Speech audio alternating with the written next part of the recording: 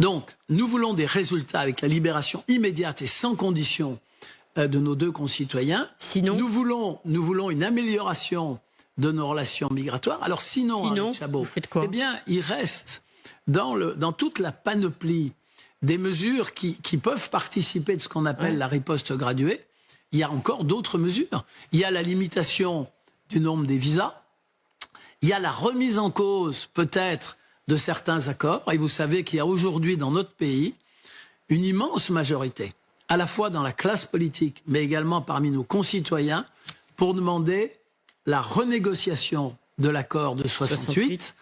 Et si les Algériens continuent à camper sur leur position, qui consiste à refuser obstinément la renégociation de cet accord, alors la question de sa dénonciation pure et simple se posera. Vous savez, cet accord, il est totalement obsolète. C'est un accord qui remonte maintenant à bientôt plus de 60 ans.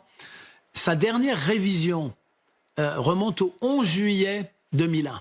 Ça veut dire que toutes les modifications législatives qui ont été apportées par la France à sa législation sur l'immigration, tout ce qu'a fait Nicolas Sarkozy pour promouvoir l'immigration choisie, pour favoriser l'immigration des professionnels, pour favoriser l'immigration des étudiants, et en contrepartie pour contenir l'immigration familiale, tout ça ne s'applique pas à l'immigration algérienne. Comme vous le savez, les Algériens bénéficient d'un avantage. Donc vous demandez... Je ne vais pas me perdre dans les détails. Vous demandez qu'on arrête avec cet accord. Pour que ce soit très clair, il faut arrêter. Ou c'est une menace, c'est l'arme atomique. C'est la menace ultime. Oui, là, il faut menacer de dénoncer cet accord. Ce qu'a fait François Bayrou, déjà.